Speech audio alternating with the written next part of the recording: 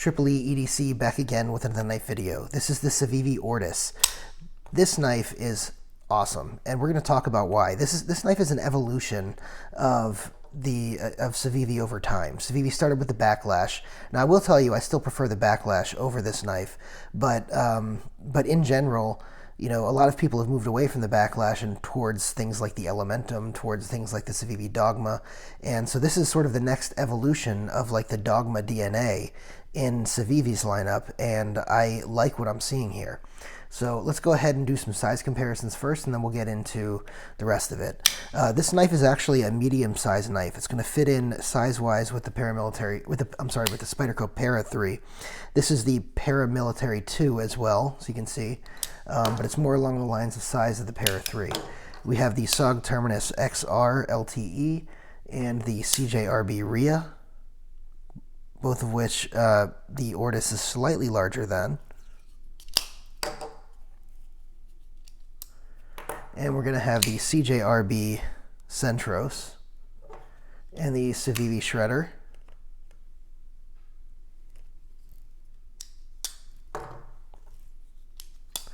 And I think that's probably good for the size comparisons. So let's go ahead and talk about the good and bad of this knife. So first of all, the good. The good right off the bat is the price. This price on this is amazing. It's $40 for this. And there's a $90 version with the carbon fiber and Damascus, which is fine. But honestly, this version of it is great. And this solves some of the problems that the Dogma had, which was, you know, the G10 looked, the styling on the G10 looked sort of cheap. It looked almost plasticish, right? And I didn't necessarily like that. It still had a lot of the great features like the clip point. It had the hollow grind here, very thin hollow grind, right? It had a lot of those features, but this one is sort of the next step because it made it a little bit more compact, which made it a little bit more EDC friendly, and the design elements have been improved here, so this no longer looks cheap. You know, it looks like it belongs, which I think is great. Like I said, this has a really thin, slicey blade, which is another huge plus on this. Civivi does a great job with their grinds, and you can see on here just how thin the blade is behind the edge, which I think is excellent. So you're going to be able to... I sometimes shock myself when I slice through paper, and I slice some knives through paper, and then I slice a Civivi through paper, and this is no exception.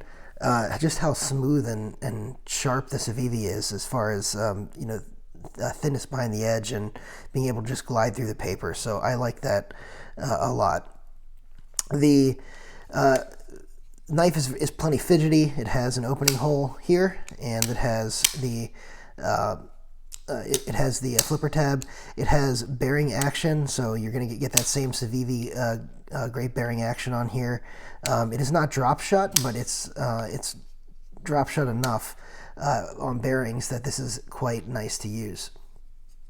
The blade comes in both a coated version and a satin version, so you can sort of get your pick, and there's a whole bunch of different handle colors that you can get on this as well. And if this continues to be a popular model, I anticipate them coming out with more handle colors, probably some micarta versions, possibly even an S35VN version at some point. So looking forward to seeing that.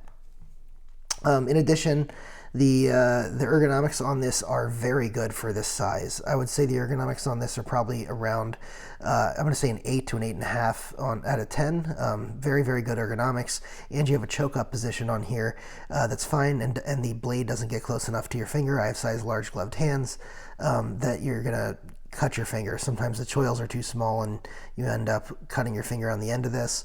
Not a problem on this one, and so you can get a nice choke up position. I don't necessarily think you need choke ups on all these Civivis, I will say, because they're so thin behind the edge that usually you're not using them to horse material.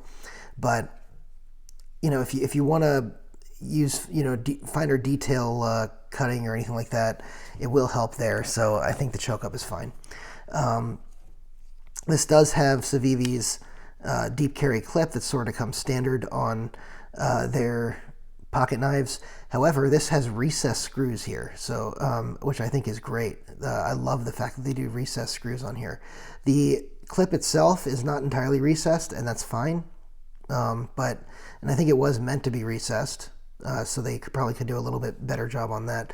But overall, it's recessed so much. This is not going to get caught in your pocket. It's going to slide in and out of the pocket very easily. There's a good amount of tension on this, so you're not going to have a problem with that. And I think overall, that's great.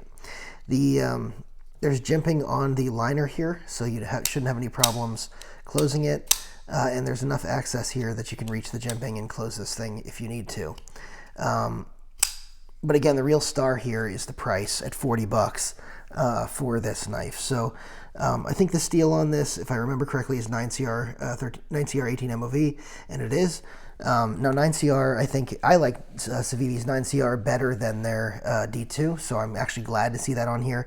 And frankly, their 9CR knives tend to be cheaper, you know, more in the $40 range than some of the $60 range that you see with D2. So kind of like that.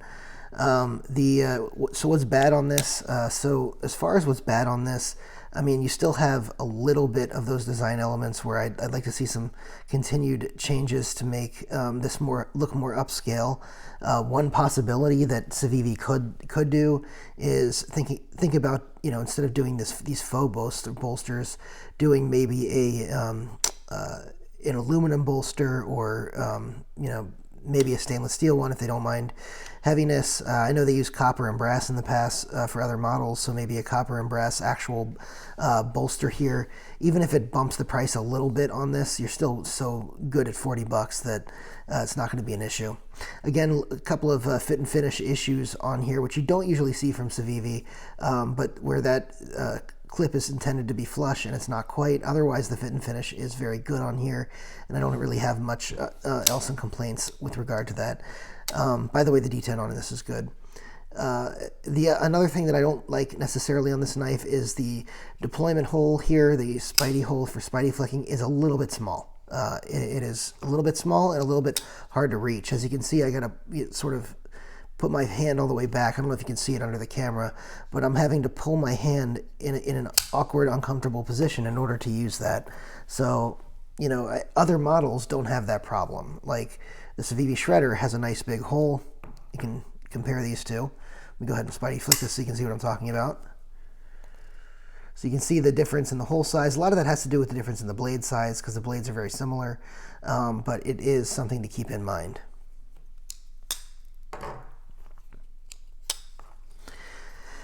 Other than that, this is a great entry at $40. I know a lot of people are saying, hey, maybe it's the best budget knife there is on the market. That is absolutely not the case. This is still an excellent knife, and it might be in the top 10 for best budget knives around. But I still say that the Civivi Praxis, which I don't have right now, I actually had one. One of my coworkers really wanted to buy it for me, so I sold it to her. The CJRB Centros and the CJRB Rhea are both you know, top knives. So my top 3 right now are probably going to be these two and the Praxis, if I'm being honest. But this is still a great knife, and is well worth the money you're going to spend on it. So if you're thinking about getting this, I definitely recommend it, and you know, go ahead and get it. Anyway, if you want to go ahead and hit the like button, hit the subscribe and notification bell as well, so you get all my content, and go ahead and drop a comment. Let me know what you think of the Ortis, or where you think it sits on the market. Thanks so much.